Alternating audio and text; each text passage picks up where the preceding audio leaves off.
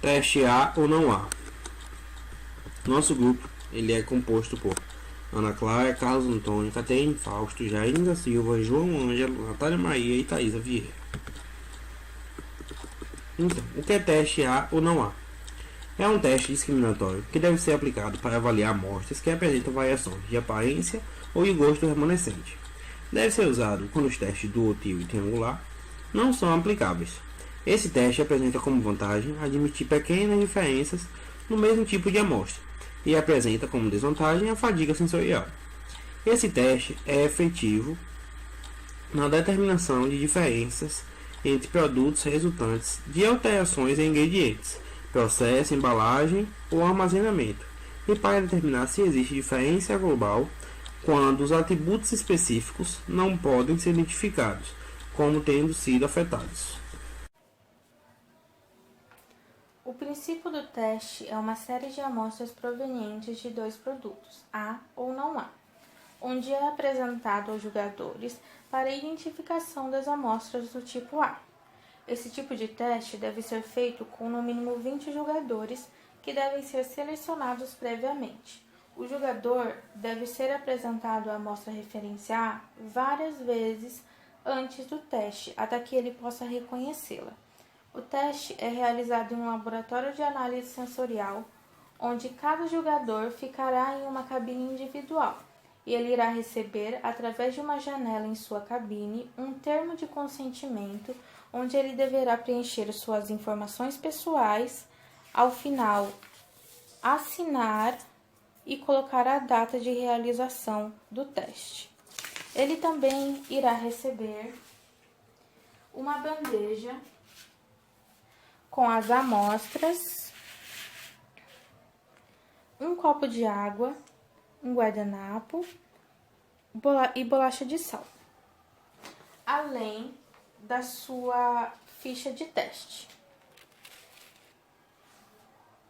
O jogador deverá provar as amostras e indicar qual corresponde ao tipo A e não A, provando uma amostra por vez, da esquerda para a direita,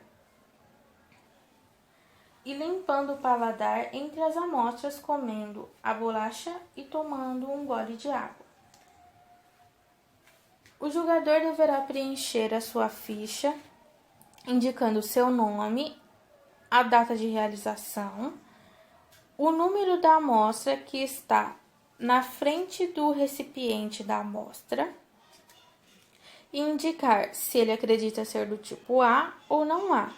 Ao final, o jogador também poderá fazer os comentários se ele achar pertinente e, ao finalizar, ele deverá acionar a luz da cabine para que o responsável pela análise possa recolher a bandeja, o termo de consentimento e a ficha, e anotar em sua ficha de controle de amostras o nome do jogador, o número da amostra e se ele acredita que corresponde ao tipo A ou não A. Análise de resultados.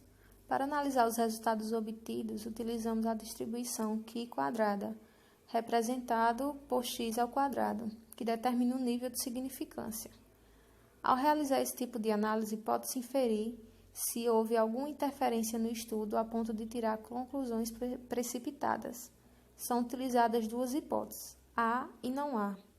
Para obter os resultados, precisa-se estabelecer um nível de significância alfa, que é a probabilidade de rejeitar a hipótese, sendo ela verdadeira, se o valor de Qi quadrado encontrado for maior que o determinado ou igual, você rejeita. Se o valor de Qi quadrado for menor, você não rejeita, é considerado correto. Para calcular, utilizamos a fórmula onde sigma é o somatório dos valores, O é a frequência observada e E é a frequência esperada. Para entendermos melhor, vamos usar um exemplo.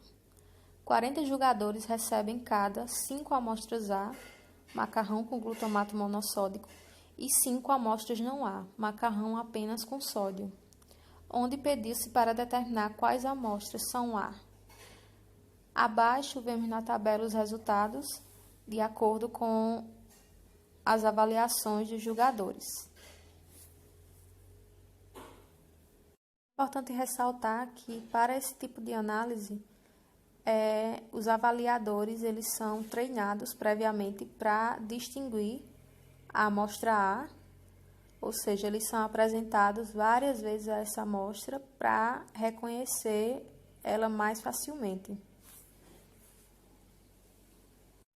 Assim como, antes de iniciar os testes com os avaliadores, temos que definir o nível de significância que almejamos para aquela pesquisa. Aqui vamos tomar como base o nível de significância de 5%. Para conseguirmos o valor da frequência esperada para A e não A, precisamos fazer uma regra de 3 com o total de pessoas da amostra em relação ao total de respostas A e em relação à sua proporção ao valor de A e não A e do E. Análise de resultados. Bom, aqui temos que aplicar uma pequena regra de 3 com o total de pessoas da amostra em relação com o total de não A e em sua relação a proporção ao valor de A e não A e do E. Realizando aqui uma multiplicação cruzada. Aqui, continuando a análise de resultados, onde precisamos aplicar os valores obtidos na fórmula para chegar ao valor de QI quadrado. Obtivemos um valor de x ao quadrado igual a 25,06, que é substancialmente maior ao proposto pela tabela acima, visto que foi determinado um nível de significância de 5% e grau de liberdade 1, para a hipótese monocaudal, onde x² é igual a 3,84. Deste modo, podemos concluir que os avaliadores notaram sim uma grande diferença entre esses dois tipos de amostras utilizados e conseguiram diferenciar a amostra A dentre as demais. Aqui são as referências que o nosso grupo usou.